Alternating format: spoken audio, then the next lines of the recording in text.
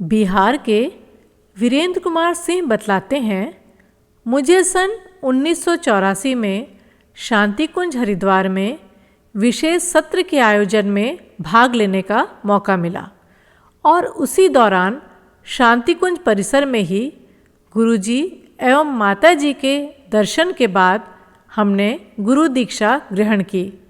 तब से मैं और मेरी धर्मपत्नी गुरुदेव के सत्य साहित्य का निरंतर अध्ययन करते रहे और उनके बताए मार्ग पर बिल्कुल निश्चल भाव से श्रद्धापूर्वक यथासंभव चलने का प्रयत्न करते रहे हैं। उस असीम सत्ता से जुड़ने के बाद जीवन में छोटी बड़ी कई ऐसी घटनाएं घटीं जहां हम लोगों ने स्पष्ट रूप से गुरुजी माताजी की कृपा को महसूस किया और हमारी श्रद्धा दिन पर दिन बढ़ती चली गई। 4 भाइयों के परिवार से बना हमारा बड़ा परिवार भी उस इष्ट सत्ता से जुड़ता चला गया। उस बड़े परिवार की एक अद्भुत घटना आप सब लोगों के सामने बतलाना चाहता हूँ। बात अप्रैल 1990 की है।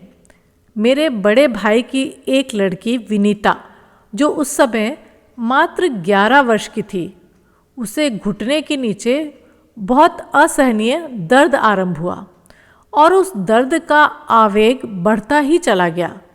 स्थानीय हड्डी रोग विशेषज्ञ को दिखाया गया तो उन्होंने अस्थि कैंसर यानी बोन कैंसर की संभावना बताई। पूरा परिवार यह बात सुनकर शोक में डूब उठा। हम लोग उसे लेकर पटना के प्रसिद्ध हड्डी रोग विशेषज्ञ के यहाँ पहुँचे। उन्होंने ऑपरेशन कर उसकी हड्डी का कुछ हिस्सा 2 अलग अलग जांच घरों में जांच के लिए भेज दिया। उन्होंने भी यह कह दिया कि यह कैंसर ही है और अगर इसकी जान बचानी है तो टाटा कैंसर इंस्टीट्यूट में ले जाकर इसका पैर कटवा दीजिए। उसकी देखरेख मैं और मेरी पत्नी ही कर रहे थे। हम लोग बिल्कुल निराश हो गए थे और गुरुजी माताजी का स्मरण करने लगे। हम दोनों में से एक गायत्री शक्तिपीठ पटना में गायत्री मंत्र तथा महामृत्युंजय मंत्र का जप करता रहता तो दूसरा उसकी देखरेख करता। यह सिलसिला बारी बारी से जांच रिपोर्ट आने तक निरंतर चलता रहा।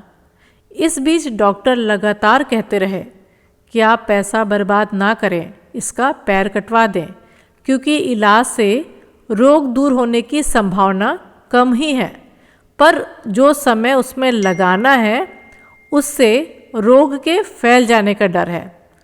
मैं सोचने लगा कि गुरुजी सर्वज्ञ और अंतर्यामी हैं, हमारी पुकार जरूर सुनेंगे। मैंने निर्णय कर लिया कि अगर इसके पैर काटने की बारी आएगी तो इसका जीवन बर्बाद करने के बजाय इसे शांति कुंज में गुरु जी की शरण में रखकर चले आएंगे। हम लोग काफ़ी शोकमग्न और विचलित थे। दिन रात पूरा परिवार गुरुजी माताजी पर ध्यान लगाए हुए था।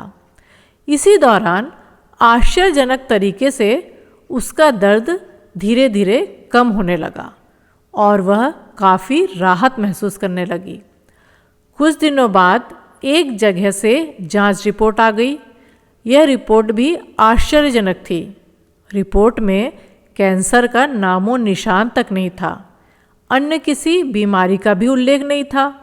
डॉक्टर रिपोर्ट पढ़ते ही पूरे गुस्से में आ गए और रिपोर्ट को ज़मीन पर फेंक दिया, यह बोलते हुए कि ऐसा असंभव है, कहीं ना कहीं जांच में गलती हुई है, दूसरे रिपोर्ट का इंतज़ार कीजिए। एक दिन बाद दूसरी रिपोर्ट आने पर चिकित्सक उसे काफ़ी उत्सुकता के साथ पढ़ने लगे, पर यह क्या, यहाँ भी कैंसर या किसी अन्य बीमारी का भी उल्लेख नहीं किया गया था। डॉक्टर आश्चर्य में पड़ गए। इसके बावजूद उन्होंने कहा कि मेरा अनुभव झूठा हो ही नहीं सकता, इसे कैंसर ही है। परंतु मुझे विश्वास हो चला था कि यह हमारे गुरुदेव की कृपा है, हमारी प्रार्थना सुन ली गई है। यह सोचते हुए मैं उसे अपने घर ले आया। धीरे धीरे वह स्वस्थ हो गई और आज वह एक खुशहाल जीवन व्यतीत कर रही है तथा एक सरकारी विद्यालय में शिक्षिका के पद पर कार्यरत है। हमारे गुरुदेव साक्षात महाकाल हैं। हे गुरुदेव, हे वंदनीय माता जी, आपकी कृपा व आशीर्वाद हमारे परिवार पर निरंतर बरसती रहे, यही प्रार्थना है। ओम श्री गुरुवे नमः। ओम शांति।